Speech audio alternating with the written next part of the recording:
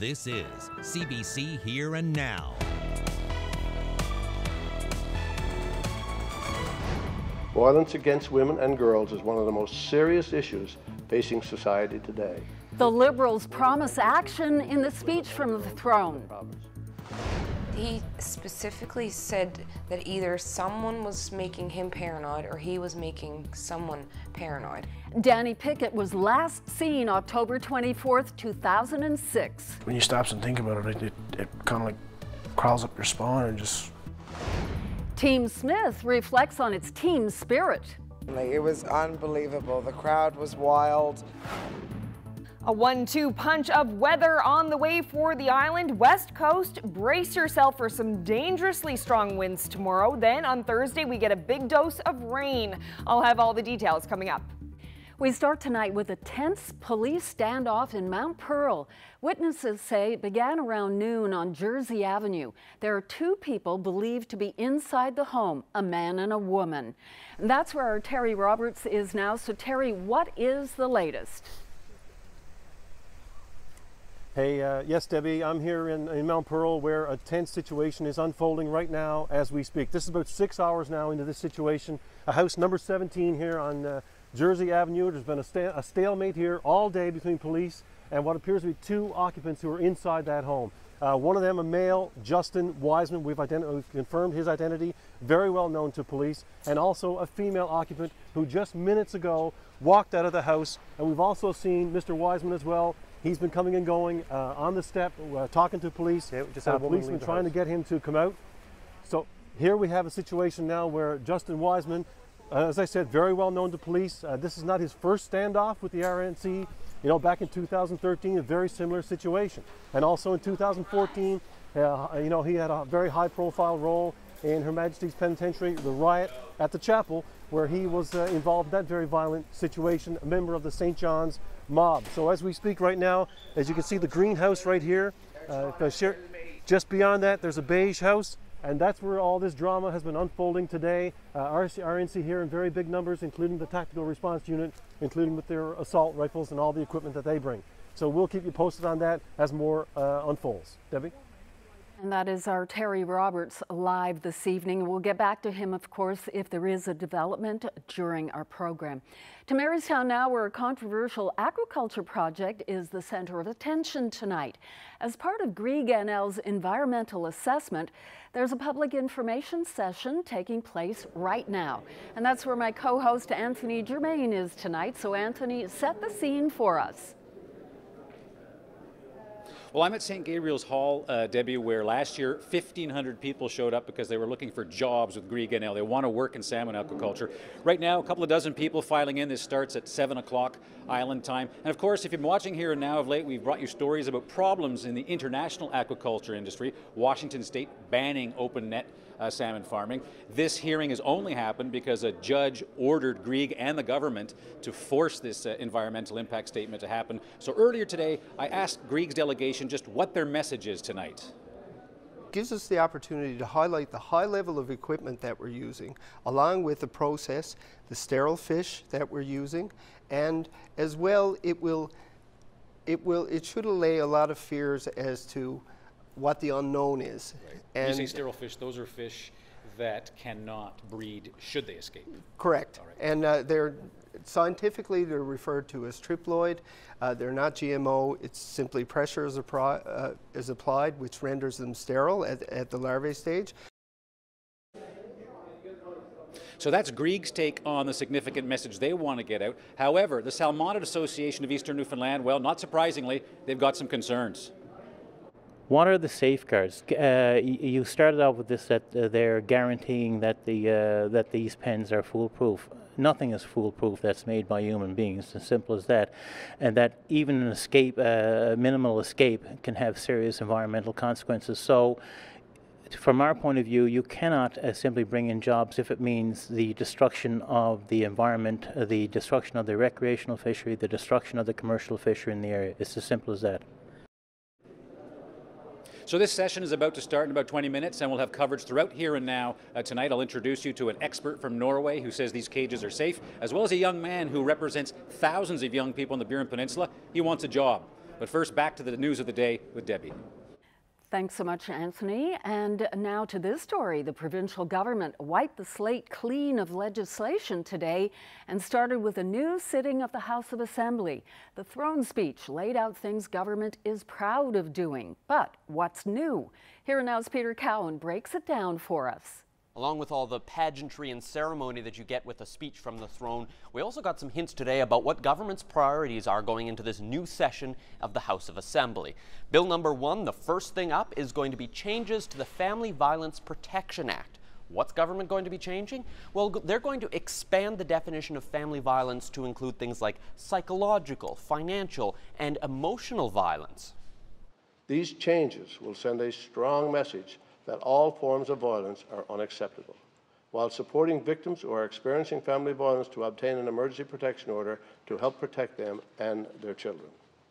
A lot of things that were announced in the speech aren't really actually new. They're things we already knew government was doing or things government just says they're going to continue to do. But some of the other new things that we got out of today included the fact that environmental protection legislation is going to be reviewed. We also heard about public health legislation. This is something that in the speech they mention is 50 years old and needs to keep up with the times. Of course, what a lot of people are wondering is how is this government going to tackle the fiscal problems in this province? And it's something that was only really addressed in general terms. We cannot ignore the province's fiscal situation. Quite simply, we must continue to do better with less and build on the work that we have undertaken over the past 2 years. For all the exact details, we're going to have to wait for the provincial budget. Budget day is March 27th. Peter Cowan, CBC News, St. John's. A man is facing charges after a threatening email to shut down schools in Clarenville today. The RCMP says the man threatened to go to Riverside Elementary today. Details about the threat are not being released, but police say the man faces a charge of uttering threats. The schools reopened this afternoon once the man was in custody. Well, it's official. Professional hockey is coming back to St. John's at Mile 1. An ECHL team has been awarded to Deacon Sports and Entertainment, who will work with the owners of the St. John's Edge to offer up 2 pro sports. Unlike previous AHL franchises, the new team will be locally owned. You take a look at the 36 nights that we're going to bring in through the ECHL, and all of a sudden this building's got close to 60 nights. I think that speaks well for the community, that you've got 2 sports teams that are working together for the good of the community, along with the City of St. John's and St. John's Sports and Entertainment. We all came together to make sure that the end result was what was good for the community, and I think the announcement today, along with what's here, is what's good for the community. Stanford says the team is working to finalize an affiliation with the Toronto Maple Leafs. The team needs to be ready to hit the ice in October. A former executive with the Innu Development Limited Partnership was in court today facing a charge of fraud. Paul Rich was CEO up until 2012. That's when he was removed after an audit revealed he'd received well over $1 million in salary, bonuses, and incentives over 4 years. Here now's Jacob Barker was at court as the trial got underway. Paul Rich was calm and looked directly ahead as the jury was let in, and the Crown detailed the case it was going to lay out against him in the coming weeks. The Crown is alleging Rich received excessive increases to his salary and payments of bonuses and incentives between 2008 and 2012. Over that time, they say he received nearly $1.5 million, and there's no evidence that the board that oversees IDLP authorized the payments. Rich was dismissed from his position in 2012, and reports of the excessive payments sparked protests in the Innu community. The Crown says it will be calling former Attorney General John Noseworthy, whose audit was originally brought to the RCMP for further investigation. The jury will also hear from RCMP, who examined Rich's bank accounts and board minutes. The Crown says those minutes are incomplete, but they will be speaking with board members who served when Rich was CEO. RCMP originally laid another fraud charge against Edgar Branton, IDLP's former CFO. He, however, passed away in 2016, which leaves Rich to face this trial alone. The trial is expected to last 3 to 4 weeks. Jacob Barker, CBC News, Happy Valley Goose Bay.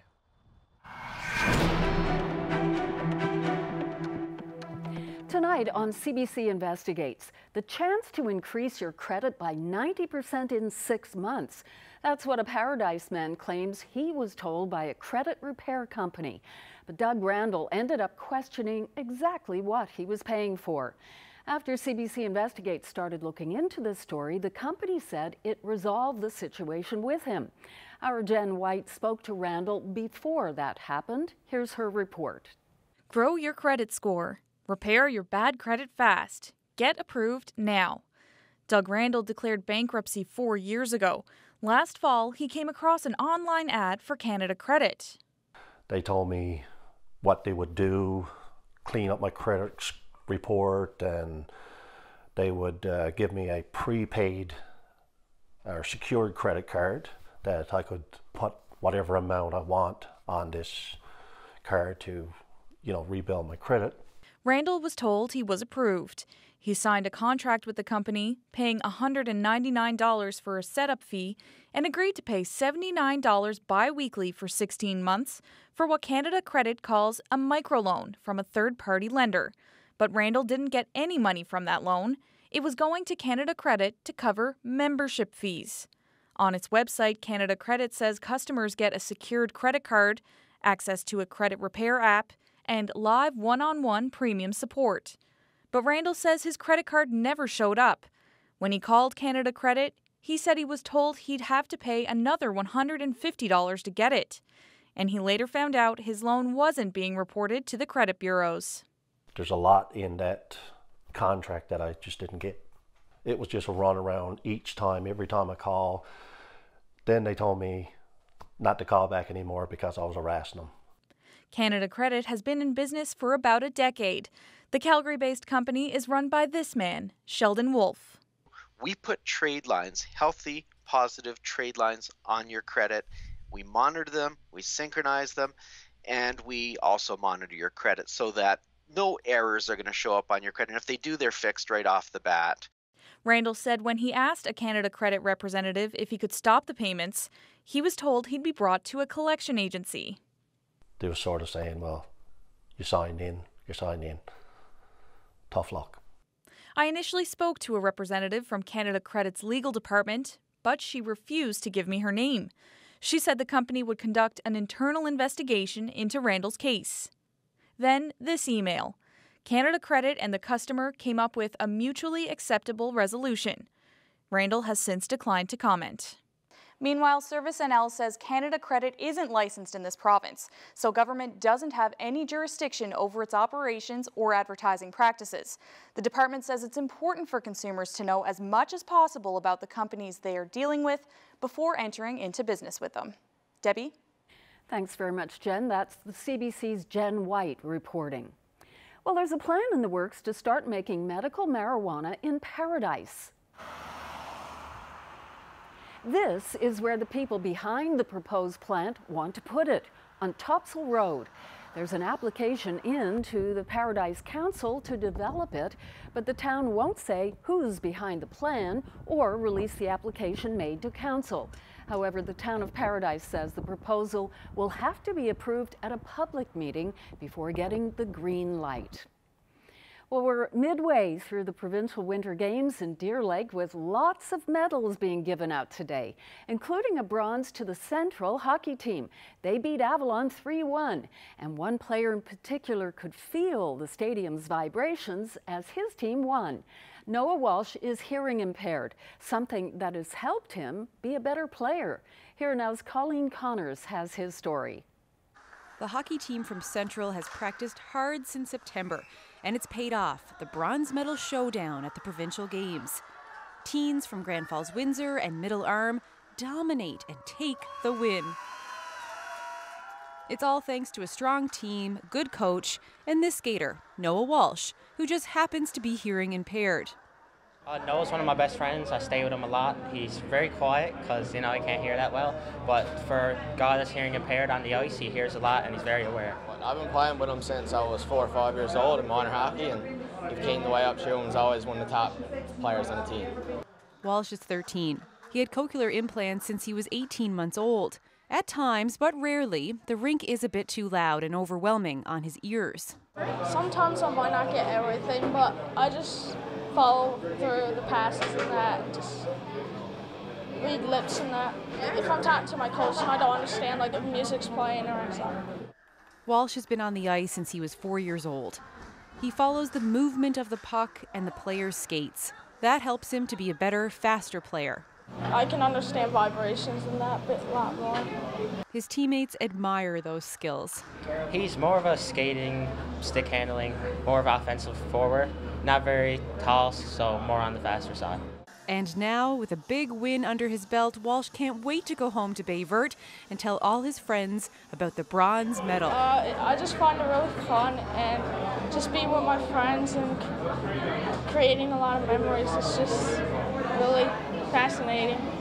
Walsh and his teammates hope to keep riding high after their big win when they head to their next tournament in 2 weeks. Colleen Connors, CBC News, Deer Lake.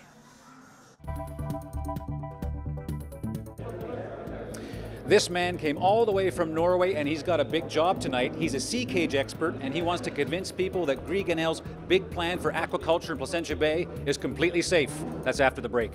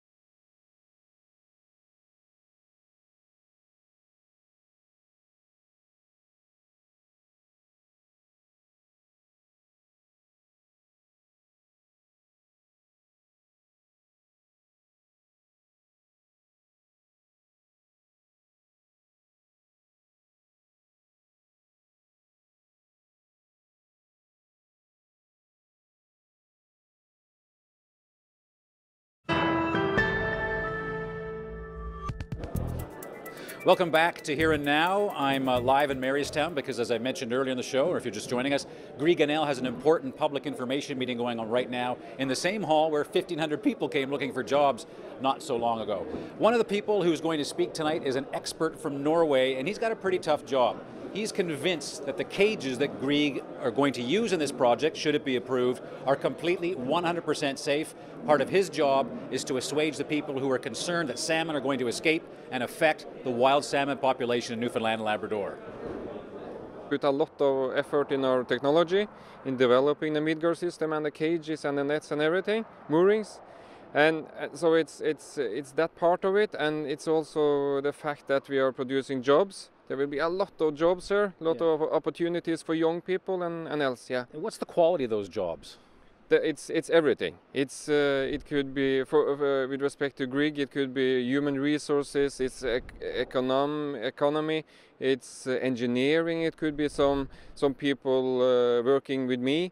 As you know, there are critics of aquaculture who suggest that sometimes things go wrong. For instance, recently had the state of Washington announced that that's it. It's pulling the plug on salmon aquaculture after a cage collapsed. What guarantee can you give that the cages that you're selling, that they won't collapse? Because the weather here is as bad as it is in Washington. Yeah, it's of course tough sites.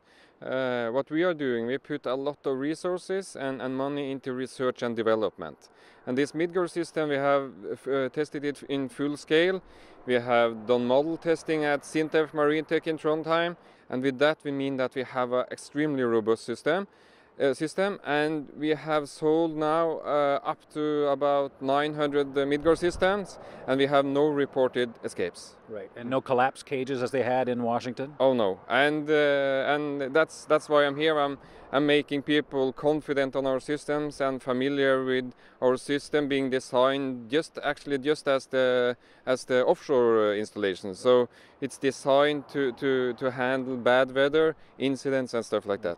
Because I thought that Norwegian research showed that some salmon have escaped and actually bred with the normal stock in Norway itself. There has been some escapes in Norway historically, but it's the numbers are now getting much better. Right. But for our system that we're using here, the Midgard system, there has been no reported escapes. Right. So that's Martin Sereda, and he obviously believes these sea cages are safe. He'll be making that case later. As you can tell behind me, it's really starting to fill up here at the hall in Marystown. We'll have more coming up in just a bit on Here and Now. I'll introduce you to a young man who is glad that Grieg is here. He wants to work for them, and he's one of thousands who wants to get a job.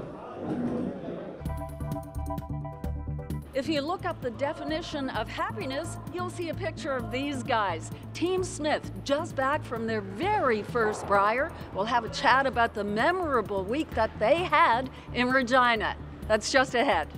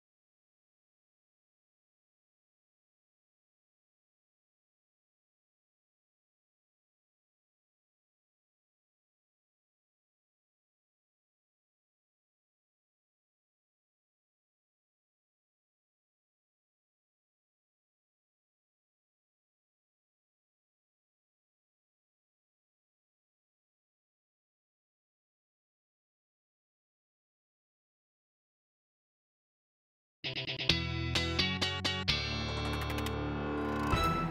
welcome back to Here and Now. Of course, as you can see, Ryan's not here tonight. We have Carolyn to deliver the weather. We had a lot of sun today, which was so nice to see. Everyone was really enjoying it. Just good for the soul. Indeed. You know? You can feel a bit of warmth in it too. Very hopeful. Yeah, the temperatures themselves were pretty chilly, but when you had that sun on your face, it kind of warmed it up a bit. So let's have a look. It's going to change definitely over the next 2 days. We do have quite a bit of weather on the way. So I'm going to stick to the island here because there is a real double dose of weather coming for the island. It's all going to start tomorrow with some very intense wind, especially for the west coast of the island. And then we're going to be getting lots of that sloppy snow, a snowfall, and then some rain behind it. So heavy, heavy, sloppy snow. And then on Thursday, another system rolls in, bringing with it some rain, some milder temperatures. So yeah, lots on the go over the next couple of days. Right now you can see beautiful, not much weather whatsoever, clear skies for most of the province, but this is the system that is headed our way and will bring all kinds of trouble for tomorrow. So this is the wind warning that's in effect for the west coast and along the south coast. Winds will be worse in the rec house where they usually are, but it could get up to 180 kilometers per hour tomorrow, and even along the west coast here 140 kilometers per hour gusts could happen. So yeah, it's going to be pretty dangerous winds there tomorrow, so you'll want to brace for that for sure. In the east, not quite so bad, winds gusting up to 100 there. So with that system, you can see this wave of snow that will come up through, but it won't last too long before it starts to turn to that mix of rain and freezing rain. So that will move up and clear out and move into Labrador Wednesday night. The system will be weakened quite a bit by the time it hits Labrador, so not much by way of accumulation or anything. Not a whole lot of snow, period, with this system, about 5 centimeters, 5 to 10 in some areas. So if you're in St. John's, you're going to start the day with some cloudy skies, -1, and it's going to be pretty breezy as you get on the go, and then those winds are going to pick up. Not quite as strong as the areas where the wind warnings are in place, but it's still going to be pretty breezy. And then we had that snow turning to rain in the afternoon, and in the evening it's going to clear off, and we're going to get a little bit of a break from those two systems. So this is the rest of the province. Temperature's not too bad, above 0 in most places. You can see the band of snow and then the band of rain that's coming up through. So pretty much everyone is going to see that messy mix of snow and rain for central areas as well. And on the west, of course, with that wind is really going to be the story on the west coast tomorrow. As you get up in Labrador, they're sitting pretty, actually. Things are very nice in Labrador tomorrow. Looking at a mix of sun and cloud for many areas. Very light winds and chance of some flurries in the west. And then for Thursday, we do have this special weather statement in place. So that's when we're going to start getting the rain, and temperatures are going to warm up as well. So for Thursday, you can see temperatures getting up to 5 degrees here in the east and 4 over on the west, and this is that heavy rain that's going to come through, so it's really going to give the island a really good dousing of rain, and you know, there could be some runoff and some snow melt there that goes along with that. Temperature staying pretty cool in Labrador, so you may be thinking ahead to the Paddy's Day weekend. Things are looking pretty good so far. I'll have an early look at that coming up. Debbie? Thank you, Carolyn. There is a development in that tense police standoff we told you about in Mount Pearl. It's happening on Jersey Avenue, and as we told you earlier, 2 people were believed to be inside the home, a man and a woman. Here Now's Terry Roberts is still on the scene. So Terry, what is the latest? Well, Debbie, I can tell you right now that there's been a peaceful resolution to this standoff here on Jersey Avenue at about 6:50. The tactical response unit escorted Justin Wiseman out of number 7 Jersey Avenue. This is still unfolding as I'm talking to you right now, but I was just told by a spokesperson for the RNC that this ended without any major incident. Not sure of any injuries or anything like that, but it looks like the female who was inside the house and Justin Wiseman are both now in police custody. And thanks very much. That's our Terry Roberts live in Mount Pearl this evening. Well, Team Smith is back here at their home rink, Ballyhaley, and they're joining me now. And this is Ian Withicum. Hi. How you doing? Andrew Taylor. Hi. And Skip Greg Smith. When we reached you in Regina the night before the Brier was starting, you guys were so pumped. Did it live up to expectations? Oh, certainly. It was unbelievable. The crowd was wild, having the cameras there, and the patch was pretty good too. I was going to ask you about the Brier patch, so you got a chance to relax there. You guys were fan favorites. What were people saying to you when you were off the ice? Pretty much everyone was walking up to us and they were saying, we're so happy that you're here. You guys are the crowd favorites, which was not something we were expecting. But I guess we can owe that to Greg and his animated features. So that was something that I wasn't expecting, so it was pretty cool. And Ian, what did you think of all the attention, and perhaps it really was precipitated by your animated skip there? Oh, it was great. I never really seen what he was doing behind us, so I couldn't really, I'd just look up on the Jumbotron when they'd show like the replay of it and see him jumping around going crazy. It was great. It was definitely, it was unbelievable and something that you can't explain when you got kids coming up to you asking for autographs. It's unreal. And what would you say is the most memorable experience from the curling aspect? Just getting to play the big names that you grow up watching. I mean, we watched the McEwens and Brad and all of them on TV for years. Getting to play against them is a totally different aspect, and it's really neat and cool. And Andrew, do you think it made you guys better curlers? Absolutely. I think the experience that we gain up there is something that we'll take for us for the rest of our lives. The games that we played were pretty close. If we could carry a lead past the fifth end, we probably would have won. So, no, but it was awesome. Yeah. So you have the opportunity to go back next year if you stay together, because of course Brad Gougeau won the Brier again, so there's two teams once again from Newfoundland and Labrador. Any thoughts at this point about next year? I think we're at this point in the game. I have mixed provincials coming up, so I'm focused on that. Me and him are still in school, and Greg works, so we'll take that one step at a time. So one step at a time. Yeah. In the meantime, you get to cherish your sportsmanship award. How special was that? I was pretty good. I mean, to break a broom in the first game and still get that is it's pretty neat. Yeah, for people who miss that, why did you do that? I mean, 2 inches off going to an extra kind of gets me a little rattled, but, it is what it is. I didn't hit the broom that hard. And just to finally end off, I imagine your family, your friends must be so excited for you. And we did see your mother, Greg. She must be your biggest fan. What is she saying about all of this? Oh, she can't even believe it. It's just so surreal, and just getting to do all of this at such a young age. I mean, all of our parents and family is so proud. Well, thanks, guys, so much. Thank you, Ian, Andrew, and Greg. And good luck with whatever future holds for your curling. Thanks so much. Thank you. Thank you so much.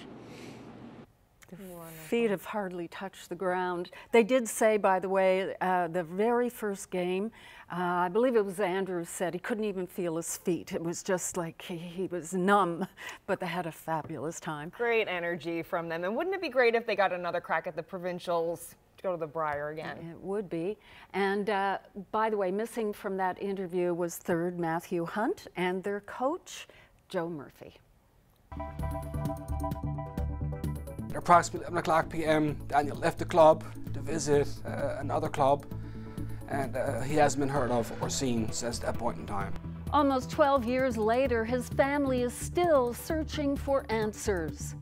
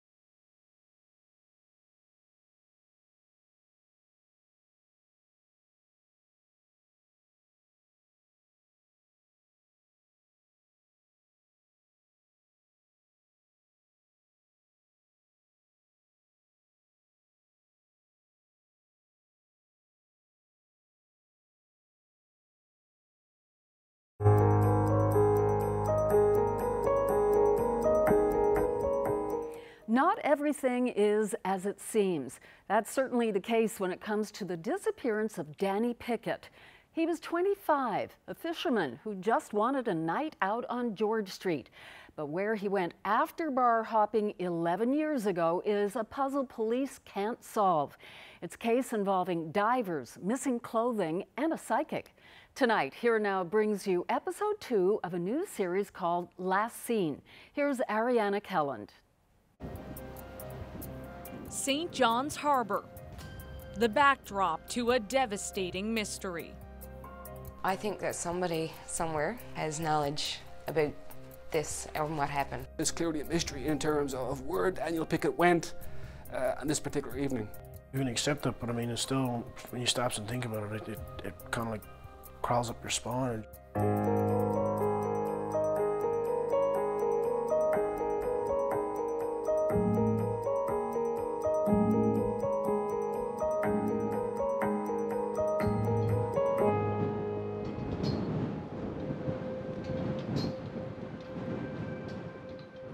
October 24th, 2006.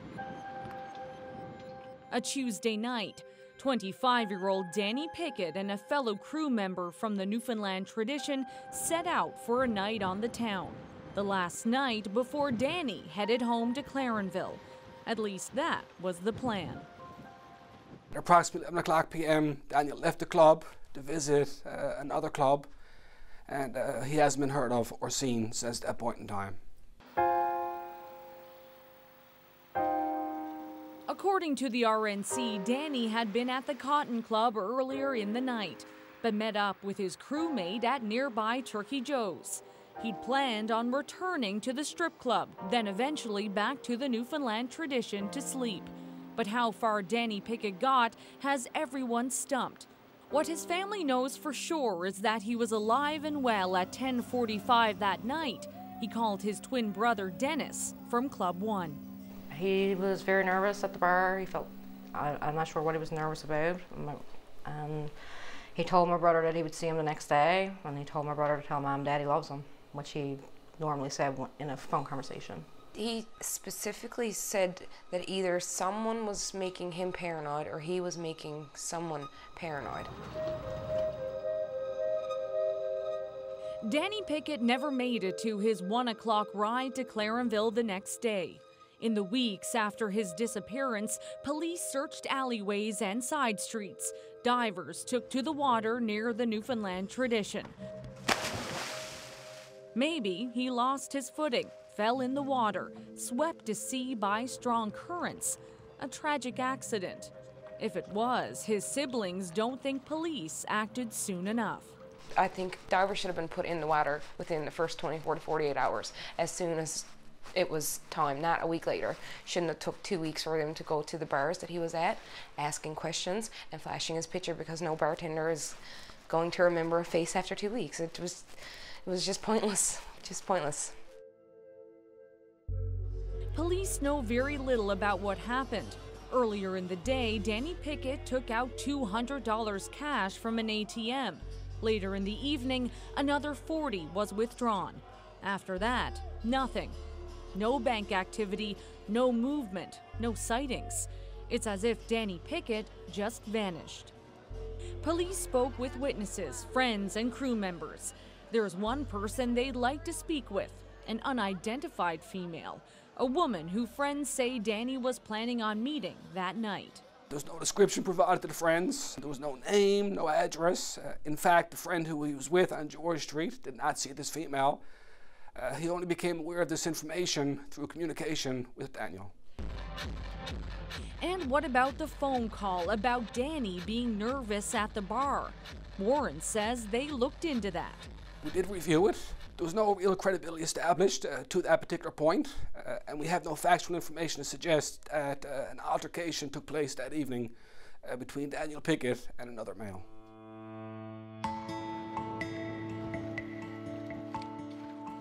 So, did Danny Pickett ever make it back to the Newfoundland tradition? When the boat was checked, his watch and his wallet was aboard the boat, according to the first mate. I mean, no one goes downtown without their watch or, well, without their wallet anyhow, so I find that really suspicious. And then when a family member went to collect his items, the watch was gone. His family suspects something sinister. I definitely think he made it back to the boat. I mean, he grew up around a fish pond all his life. So, I mean, like, actually getting onto the boat and slipping, that's very unlikely. Fall turned to winter, winter to spring. 5 months passed, nothing. That is, until the snow began to melt, revealing the first piece of evidence found in the case. A jacket and hat matching the description of the clothing worn by Danny Pickett that night. The jacket is similar in terms of color, striping, make of the jacket, as well as the size, according to the family. The hat as well, the color, the white bib, the Martech name on the hat is similar to Daniel Pickett's. There was no evidentiary value other than the fact that they're similar in nature to Daniel Pickett's. But there's no signs of a struggle, there's no signs of any bloodletting on either the jacket or the hat.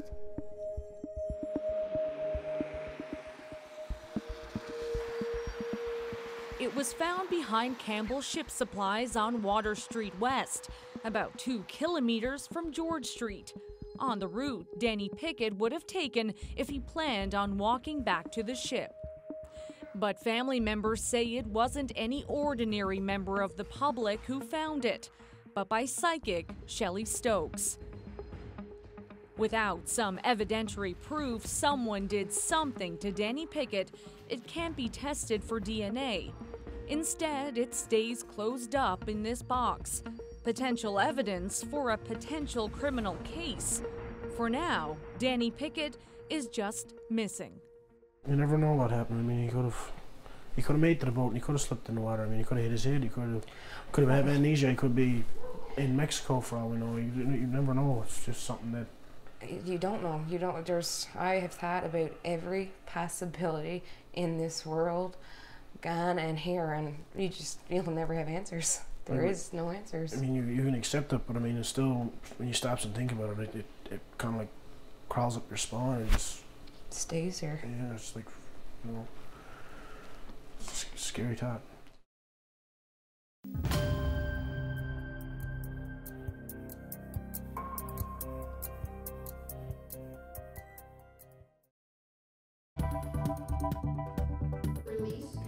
Grieg's Placentia Bay Aquaculture Public Meeting is underway. We'll hear from someone in Marystown hoping for a job. Next on Here and Now.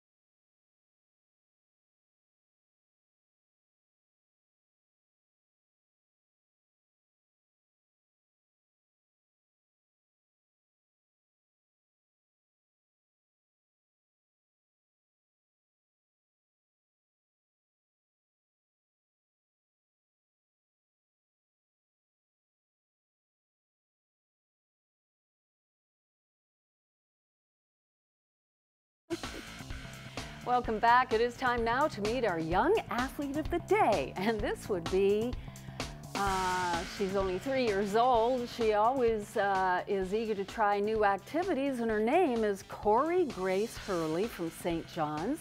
She takes part in gymnastics as well as ballet. She also enjoys swimming and is now learning to skate so she can tackle her next goal, which is hockey.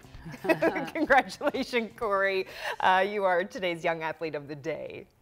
The weather update is brought to you by Belltone Hearing Service St. John's, helping the world hear better. Well, as we spoke about earlier, obviously Ryan is not here, but he was in earlier today in time to go to one of his school visits.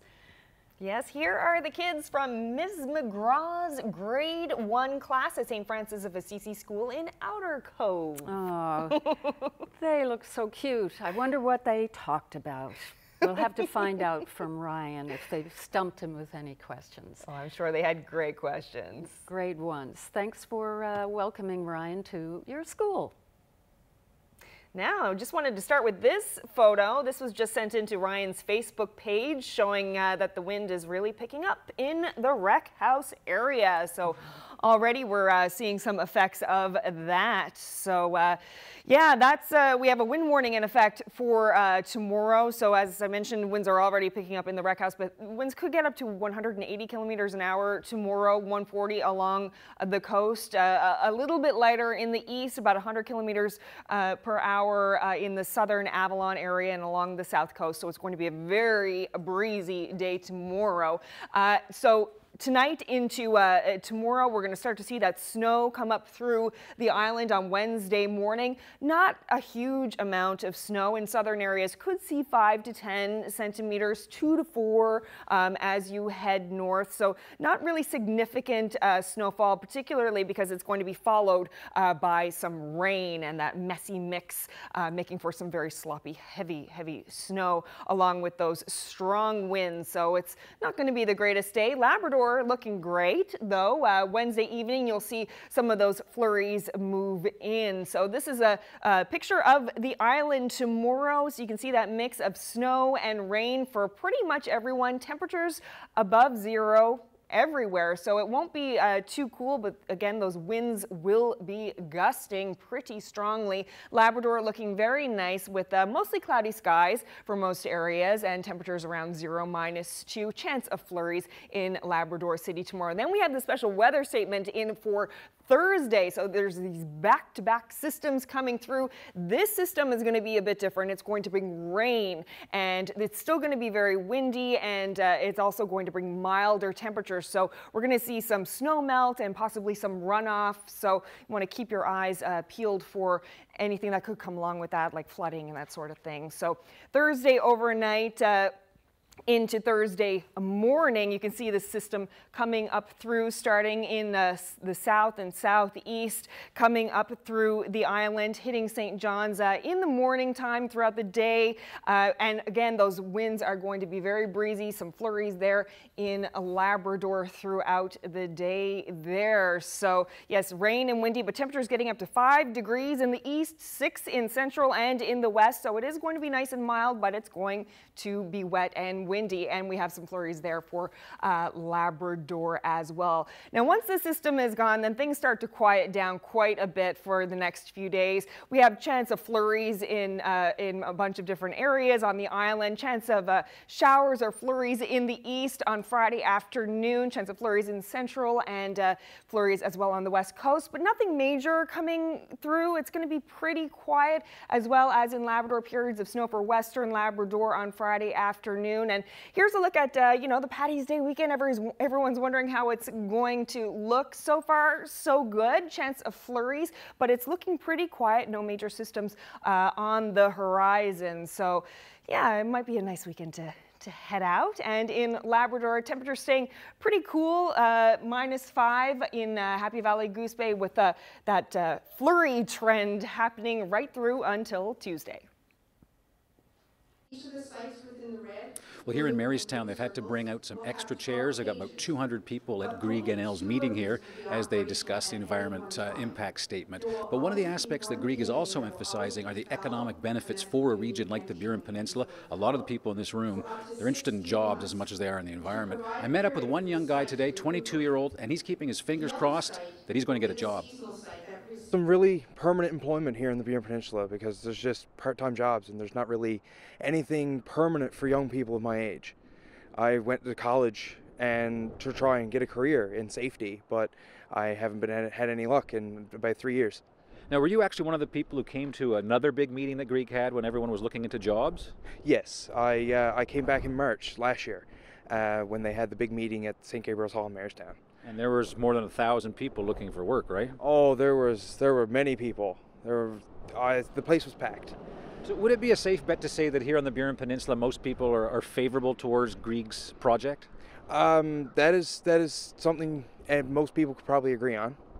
Because as you know, a judge has essentially ordered this company to start tonight's process by having this public information session. Do you have any environmental concerns about Grieg as it pertains to aquaculture here?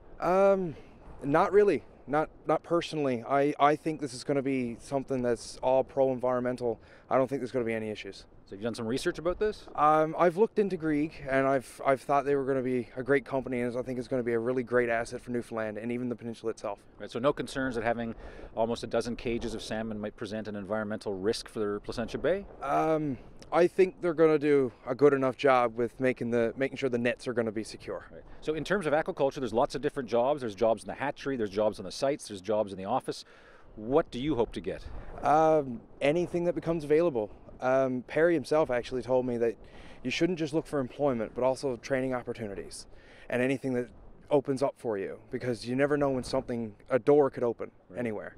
You're saying Perry, that's Perry Power, of course, who works for Grieg and was on here and now tonight. Well, listen, Nicholas, I wish you all the best. I gather that you're not the only young guy in the Burin Peninsula hoping to get a job with Grieg. No, actually, I do know a few buddies of mine who are looking into it too, and I think it would be a great thing once it finally opens. All right, good luck, and I understand it's your birthday, so happy birthday. Thank you. So Nicholas is actually celebrating his birthday in the 5th row out there. He's very keen to hear what the company has to say. This meeting is going to continue for about another hour or so, and of course there are people watching from St. John's, Grand Falls, Windsor, and Corner Brook as well. So we're going to stick around, see what the questions are, and hopefully come back with more about Grieg's big project proposal tomorrow on Here and Now. Debbie? Thank you so much, Anthony, and so much interest and information to take in there tonight. Thanks once again. Well, here's today's beautiful viewer photo of the day. Fog rolling down the mountain somewhere in the province. I'll tell you where after the break.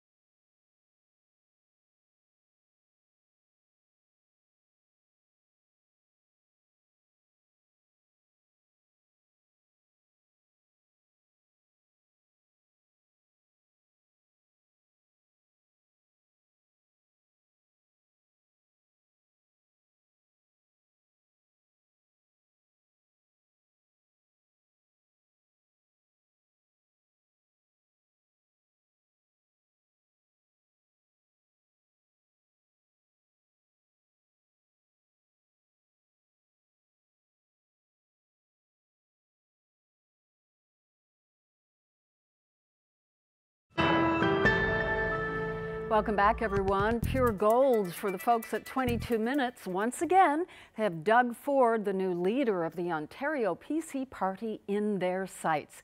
Here's host Mark Critch. Doug Ford has been elected leader of the Ontario Conservatives, which is bad news for Ontarians, but great news for our show. We now go live to Doug Ford's reaction. Are you serious?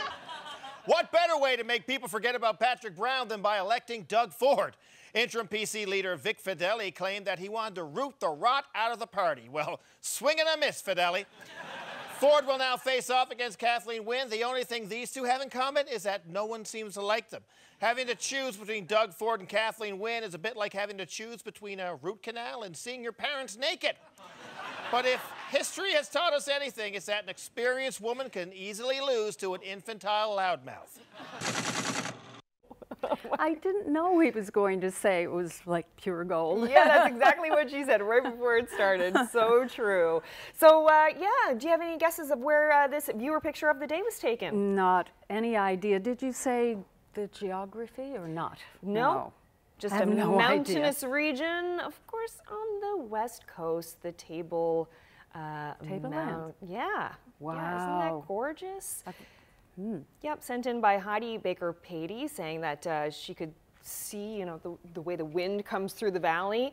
I'm sure it would be a great video too. Thank you so much for sending that in. That's one of the things on my list, is to climb up to the top out there. That'll be a job. Yeah, it would be a job, but look at the view. Gorgeous. Thanks very much to Heidi for sending that in. Of course, they can always send in more pictures to Ryan's Facebook page. Yes, please do. And I'm sure we'll be seeing lots of photos of the weather over the next couple of days with all the wind tomorrow. For sure. Yeah. That's our program. Thanks for being here, everyone. See you tomorrow. Good night.